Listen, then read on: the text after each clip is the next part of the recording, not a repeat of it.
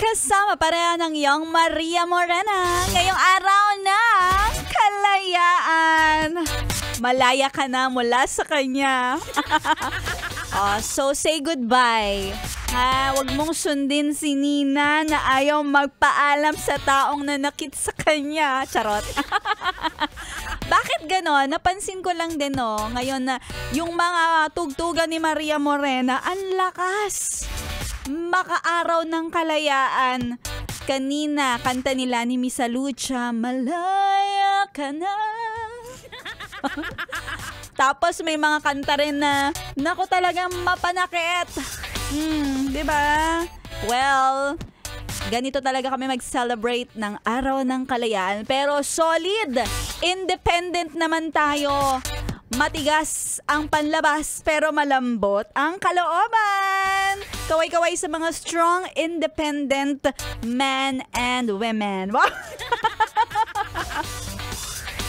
Sana nag-enjoy kayo sa masarap na panahon, makulimlim, hindi mainit.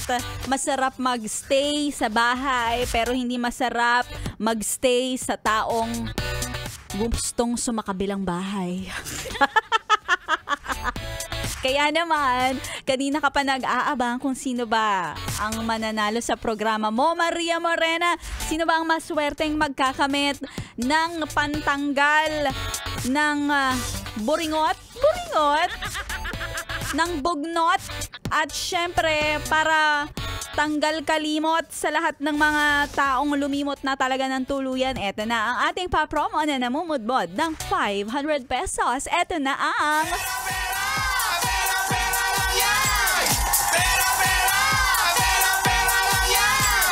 Dahil sa ikaw ay nagpapakita ng mga karakter ng isang strong, independent man or woman. At ikaw ay isa sa mga nagsa-celebrate ng araw ng kalayaan. Malayang-malaya kang makakatanggap ng 500. Congratulations, Jeline Sagales, AAA. Yan, maraming salamat sa pagsali sa ating papromo na pera-pera lang yan. Tandaan, para sa mga naiinip, ang pantanggal ng pagkainip, walang iba kundi pera lang, ha? Kaya tandaan, pera-pera lang yan. And of course, sa lahat ng mga nakatutok, congratulations sa inyo. Abangan kung sino pa ang mga susunod na magmimigay ng papremyo dito sa 101.1 Yes FM. Susunod na si Laika Barista. At mamayang gabi naman, Ganda Wanda at B-Boy Bibo hanggang hating gabi. Hahati-hatiin din namin ang aming mga sweldo para pang papremyo sa inyo. Diba? Kahit holiday, masaya pa rin makinig at solid pa rin. Dito lang yan sa 101.1 Yes FM. Solid!